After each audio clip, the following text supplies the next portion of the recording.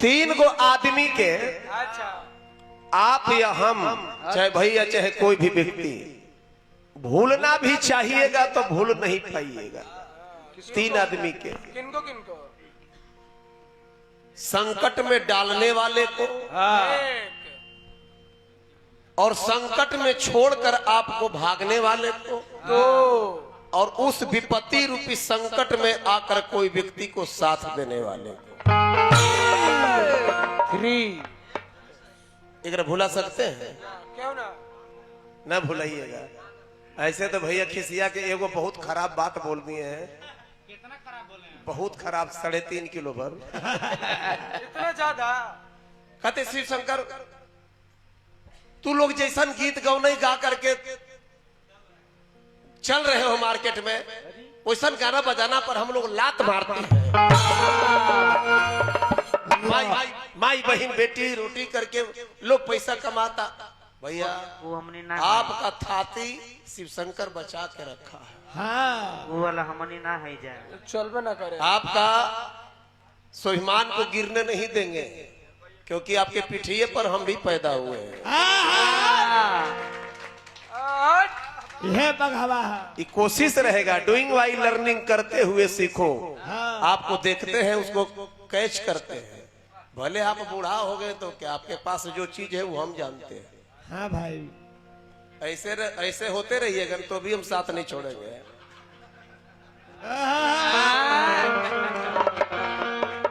रोटी घोट याद रखिए भैया रोटी घोटने को मरता है। छोट बेटा जन होला जब छोटा बेटा होला एक महतारी के हाँ तो माई छोटका के गोदी में उठा ले अब बड़का के उतार देती है कि तू अब सयान हो गया तू बुलट हिला खेला कूदा खेला खेला आई अभी नदान है तो आपको गुरुजी छोड़ दिए बुलने टहलने के लिए हाँ और हमको भी गोदी में रखे थे तब तक वो चले गए।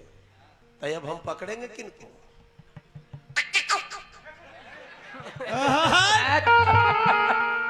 अरे पाछे जैसे भी पकड़ लेकिन आपको छोड़ेंगे कहां से? गाली गलौज और नचनिया में सटा सटी शायद आप लोग YouTube पर भी कहीं दिखा दीजिएगा तो शिव शंकर गाना बजाना। स्थगित अगर ये सच्चा बात है तो आप लोग जोरदार बोलिए। नहीं होगा।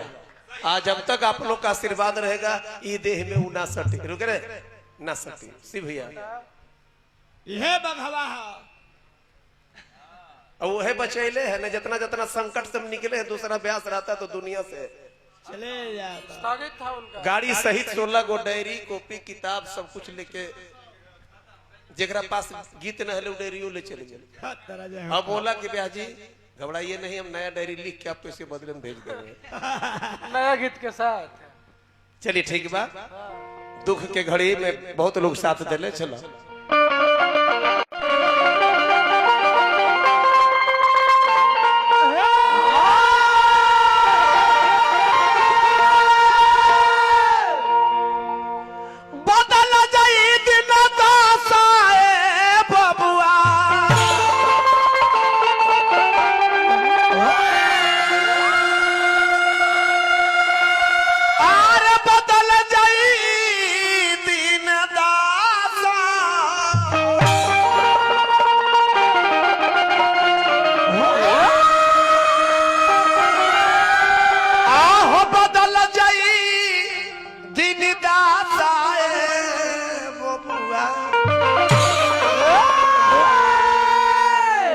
बदल जाई दिन कब बदली भजन कर। कितना लोग कहते हैं मन लगते ना करे थे तो राम राम कहला से का फायदा? फालतू है कहते हैं कि नहीं? मन लगता ही नहीं बाबा तब भजन करने से क्या फायदा? तो तुलसीदास लिखे हैं तुलसी मेरे राम को रीझ भजो यह खीज भौम पड़ा रहा दे उल्टा सीधा बीज।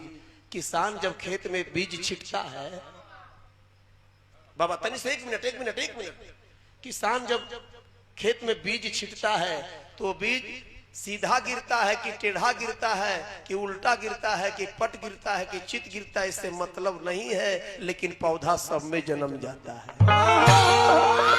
इसी प्रकार हरि के भजन किसी तरह भी गाइएगा आपको फायदा ही फायदा करेगा। हाँ कहा दही से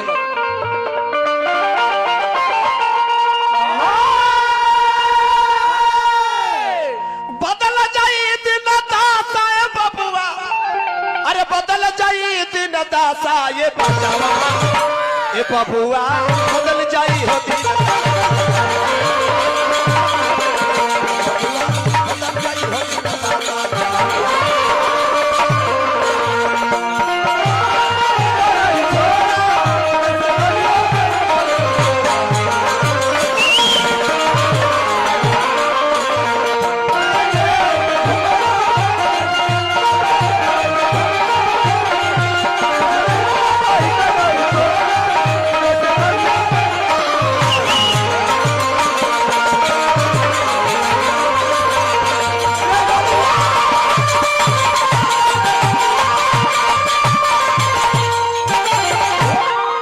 कितना हम लोग भाग्यशाली हैं भैया।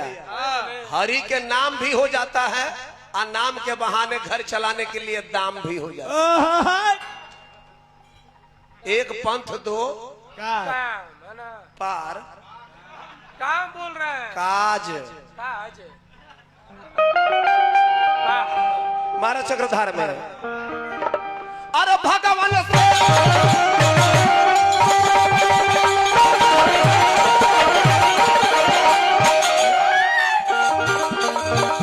साइड में मत बोलो, नीचे करके भगवान से मिलावे हो वाला एगो भजन बाटे लासा। नटी बिंदिया साटती है माता बहन लोग तो में लासा रहता है कि नहीं। उसी प्रकार गीत गाना हमारी ये होला कि हमारे बत्ती एकदम साफ साफ लोग के कान में जाए। हरि जी से मिलावे हो वाला एगो भजन बाटे लासा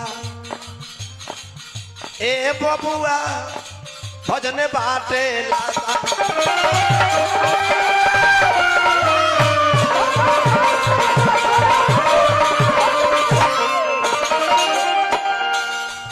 के बतावल प्रैक्टिकल करके उन्होंने हमको बताया। धीरे खपुच खपुच झाल में आवाज बहुत ज्यादा है, धीरे धीरे गणिका गीत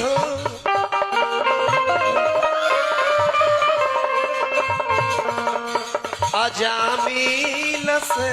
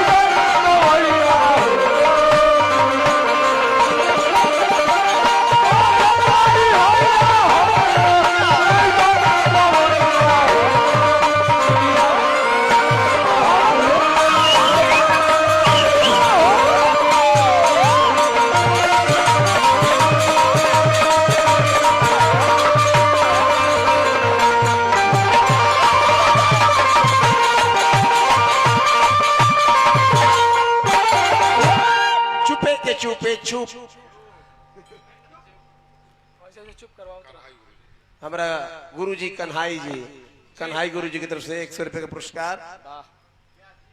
व्यास श्री प्रेम दीवाना, प्रेम में दीवाना है, प्रेम दीवाना बाबा उनके तरफ से बहुत बहुत पुरस्कार मिलल। को नहीं जानत गुरु जी के परम प्रिय शिष्य,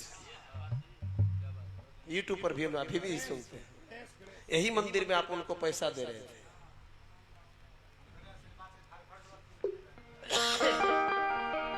और क्या क्या है? हमरो ताकल का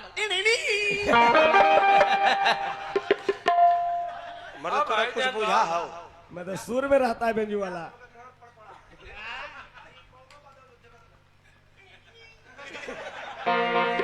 कुछ छोड़ देना है। हमरो देखल कर, रुक बेटा रुक। ई देह का हो? का अंकल?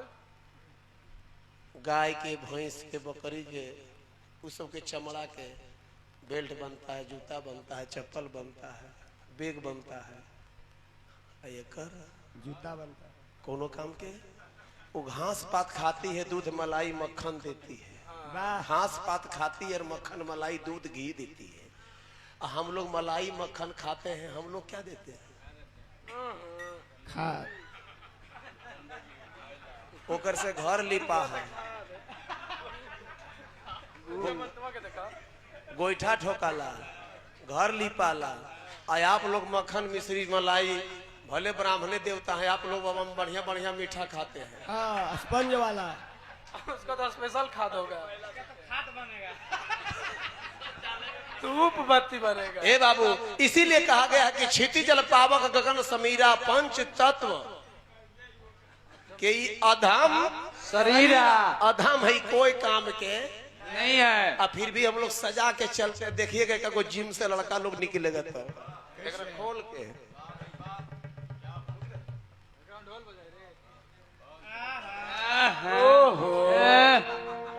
भैया हाय हाय बाय बाय। अरे बाप, 1 रुपया अगर पास पॉकेट में 5 रुपया चाय पीने का नहीं होगा, लेकिन बुलेट लेके रेणमा मोड़ पर चलेगा। और दाढ़ी तो ऐसा बने लगेगा मेदनी मैं मेदनी किला के राजकुमार है। कुछ नहीं है, तेल जहां खत्म हो जाएगा बोला भैया थोड़ा 40 का भेजिएगा। तो 40 रुपया का तेल तो अभी नया बुलेट लेके घूमता है।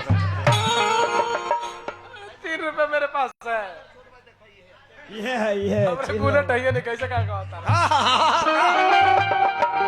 अरे जवाना देही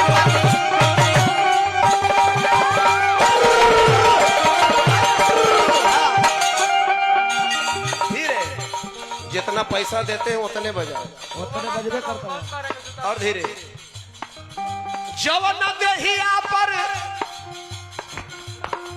अरे बाहुबली है। अरे गुमान करेला ई भाड़े के बाटे बासा। यूपी बिहार लुधियाना पंजाब हरियाणा में जाइएगा तो इधर किराए का मकान कहते हैं, उधर बासा कहता है। जौन देहिया पर गुमान करेला ई भाड़े के बाटे बासा। ए रामदेव बाबा ई मोटा का देहिया घाड़े के वासा। एक दिन हम लोग शिव भैया एक दिन अगरबत्ती जलाते हैं, हम जाके मंदिरिया में, तो ध्यान रहता है कि आज हम पूजा कर रहे हैं, भोलेनाथ हमको देख रहे होंगे, आप भगवान हमको देख रहे हैं, मैं उनका पूजा कर रहा हूँ। भगवान तो हमको देख रहे हैं कि तुम आज पूजा कर रहे हो। आया अंधेरा में कोनो लड़की के पकड़ के केवाड़ी बंद करके दिया बत्ती बुता के गलत सही करते हो, उस समय भगवान आन्हर हो जाते हैं कि वो देखते होंगे, वो सब देखते हैं। जवना देही पर अरे गुमान करे लो भाड़े के बाटे बबुआ भाड़े के बाटे।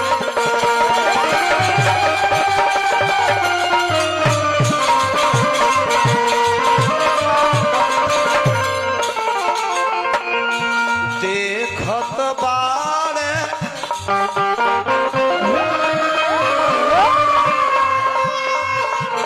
अरे करनी उ सबके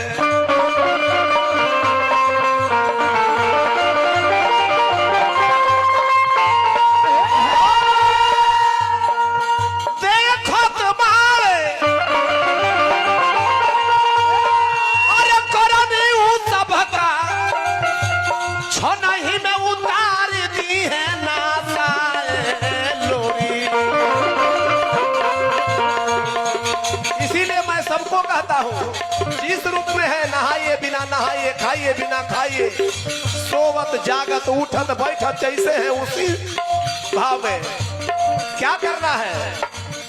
भजन करो भजन करो